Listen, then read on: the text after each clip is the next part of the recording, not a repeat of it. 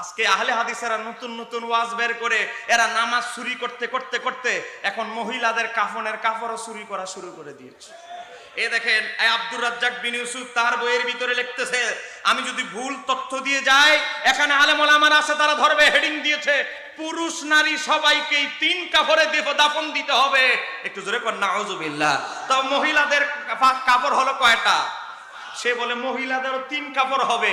তাহলে এই কথিত আহলে হাদিসারা মাইয়েতের কাফনের কাপড়ের দিকেও নজর দিল, চুরি করলো কয় কাপড়? এদেরকে দেখলেই আগে আগে কাফনের কাপড় হাদিয়া দিবে।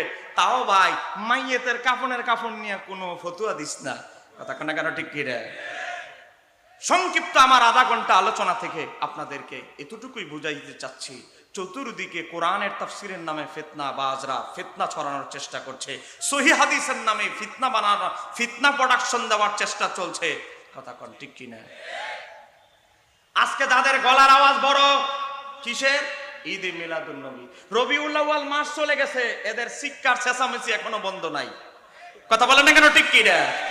এই দেখেন সম্প্রতি মোবাইলে দেখবেন, ইন্টারনেটে এক বেচারা ইউটিউবে ভিউ বানানোর জন্য, ফেসবুকে বেশি ভিউ বানানোর জন্য বিভিন্ন সুন্নি আলেম ওলামাদেরকে ফোন দেয়, ফোন দিয়ে এটা আবার রেকর্ড করে এটা আবার সারে, কথা কন না কেন? বলেন এমন আছে না নাই? আমি একজনকে বলতেছি, সে আমারও কেন ফোন দেয় না? আমারে ফোন দিলেই বলবো কালকে ডিবেটে বসে যাব, এটা যখন আমি বলবো তারপরেই তো তার শব্দে উঠ শেষ, কথা কন না কেন ঠিক কি রে?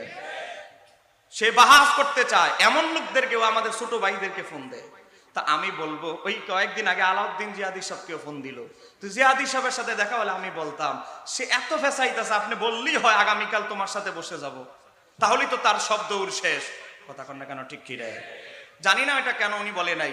আমার বাবার ভাইয়েরা, আমরা একটা জিনিস বিশ্বাস করি, আমাদের দল হক, আমাদের আহলে সুন্নাত ওয়াল জামাতের প্রত্যেকটা মাসালার পক্ষে দলিল আছে না নাই? আজকে কাফনের কাফন নিয়ে পর্যন্ত ষড়যন্ত্র চলছে, আমরা কোন যুগে কোথায় আছি? কোরআন নিয়ে পর্যন্ত সন্দেহ পোষণ করা হচ্ছে। যেই নবী হাসরের ময়দানে শাফাত করবে, আবু দাউদ 3592 নম্বর হাদিস, আমার নবী বলে, শাফাতি লিআহলিল কাবাইর মিন উম্মতি, উম্মত আমি নবী তোমাদের কবিরা গুনার জন্য শাফাত করব। যেখানে নবী আমাদেরকে গ্যারান্টি দিচ্ছে কবিরা গুনার জন্য শাফাত করবে, সেই জায়গায় কথিত শায়েখ আব্দুর রাজ্জাক বিন ইউসুফ বলতেছে, হাসরের ময়দান আমার নবী মিজানের পাল্লায় ফেল করে তাকিয়ে থাকবে, নেকির পাল্লা ভারী হয় না বদির পাল্লা, গুনার পাল্লা ভারী হয়? এ বলেন আমার নবীর জীবনে, সারা জীবনে কোনো গুনাহ আছে? এ বলেন আমার নবীর হিস্টোরিতে কোনো গুনাহ অপরাধ আছে?